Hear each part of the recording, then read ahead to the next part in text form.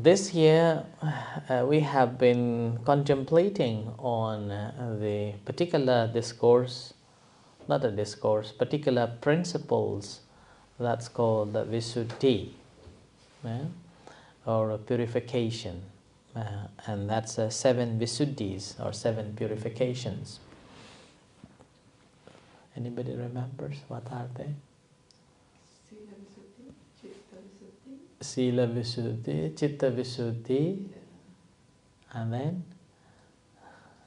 you don't have a sheet. Huh, Kevin? Sila Visuddhi, Chitta Visuddhi, and then? No.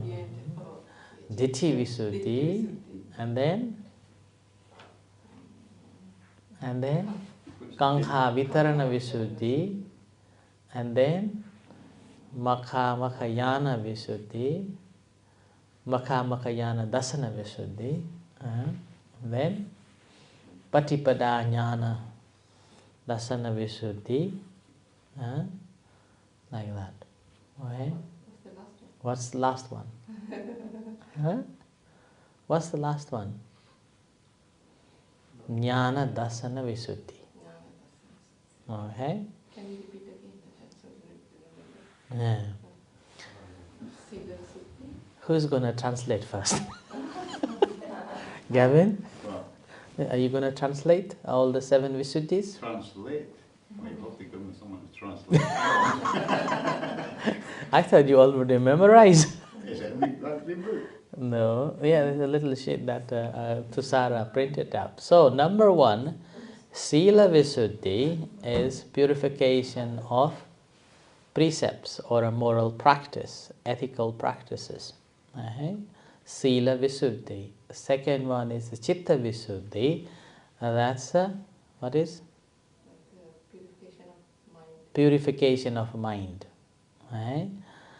So that's the Chitta Visuddhi, purification of the mind. So first, moral purification, morality, practicing morality.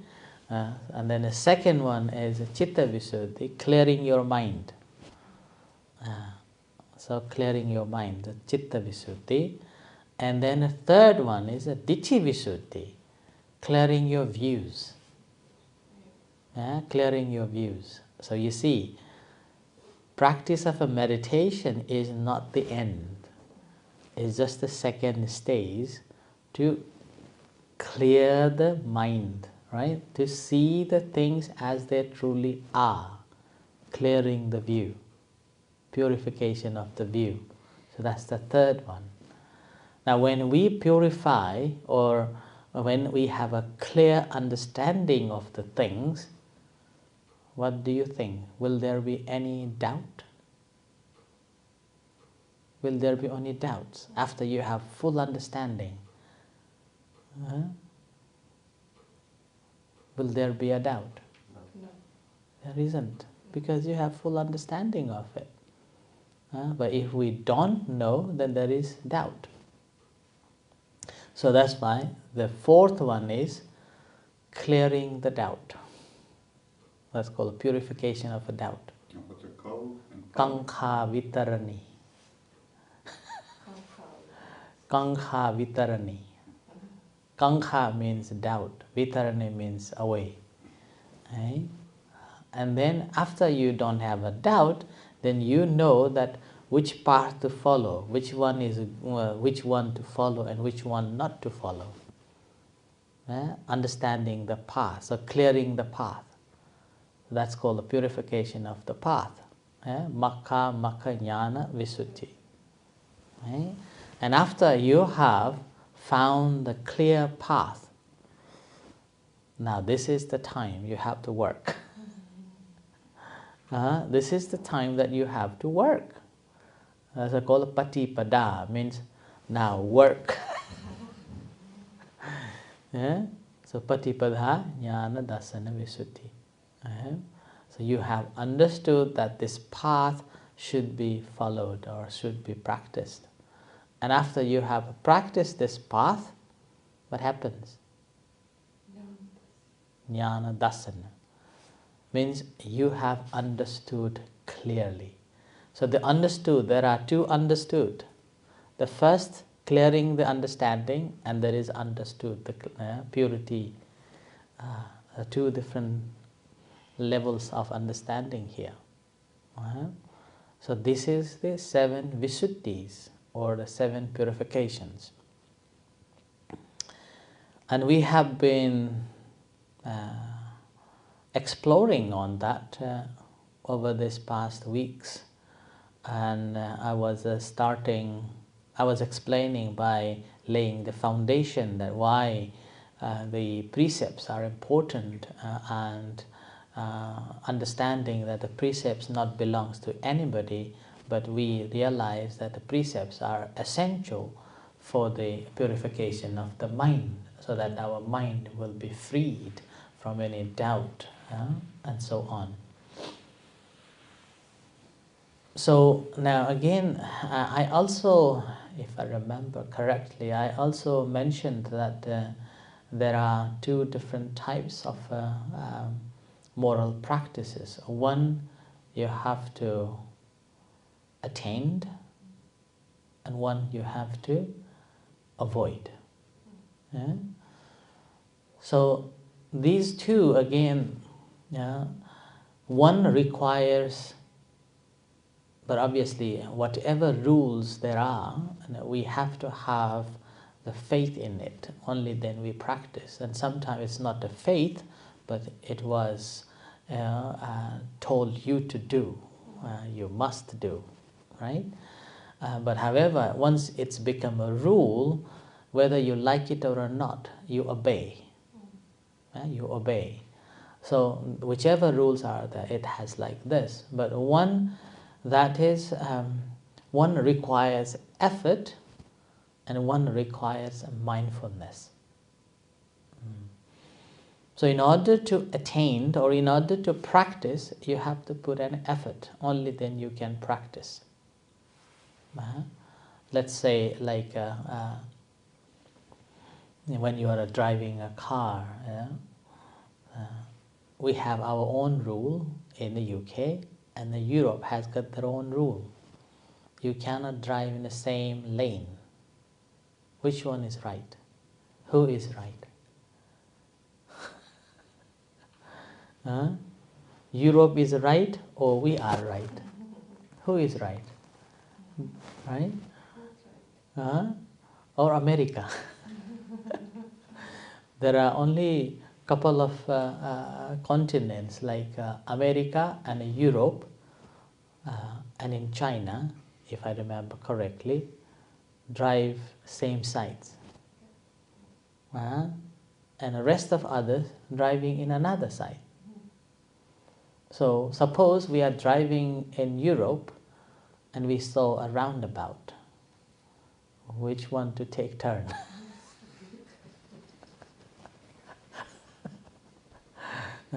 So that is called effort. You need an effort to remember these rules and practicing in accordance with that. So you have to have a faith here, right? Otherwise you will be, you will get a ticket. Especially nowadays, if you are driving into the bus lane in Aberdeen, bus gates, how much? £100. And then if you drove a car which is not a low emission, what's called EV, right? No emission zone. Yeah, but your car is not categorized, then what happened? You will be fined £70, I think, right? £70. So that's why we have to have this faith because of a fear or because of the penalties, right? And then we put in full effort to attain these rules, so to practice it, so that we will not be fined. That's why whenever nowadays when we go into the town, we always think, where is the basket? Where is the basket? And so we can avoid. Similar in the practice, we have a basic foundation, which is the 5 precepts, right? So we practice the 5 precepts. In start off with, put an effort to practice it. But later on, as we understand the cause and effects of it, we understand the effect of that action and see that how much it affects to our mind, how much it affects to our peaceful state of a mind, then what happens? Later on, we become mindful of it, that we will not be committing it anymore. So the avoidance becomes mindful avoidance. So you will be mindfully avoiding whenever it's possible. So that's why it's a mindful with the understanding the cause and effects. And that's why in the practice of a meditation, it's been always told us that if you haven't practiced sila or the precepts properly, the moment when you come to meditate, what happens is that your mind is not in a peaceful state. You cannot concentrate. Your mind will be going back to the things that you have done. But whereas if you have been practicing it, then we understand that it's much better, that mind simply settles and calms down. So that's why after seeing this cause and effects, in our day-to-day life, it becomes a part of the life. The precepts becomes a part of yourself. Without you thinking, automatically when these things comes, you become a mindful, oh, this is not supposed to do. You become a mindful and you avoid committing that. Right? But to attain until this stage, again, not just put an effort to practice. When we are putting an effort to practice, there's lots of effort to restrain, abstain from doing that until it becomes a second nature. Like us, for me, myself, being a monk maybe too long. So whenever I see any animals crawling or come on the way, automatically the sense of you can't kill, it comes. If it's unavoidable, then obviously be killed. But there isn't any intention to kill.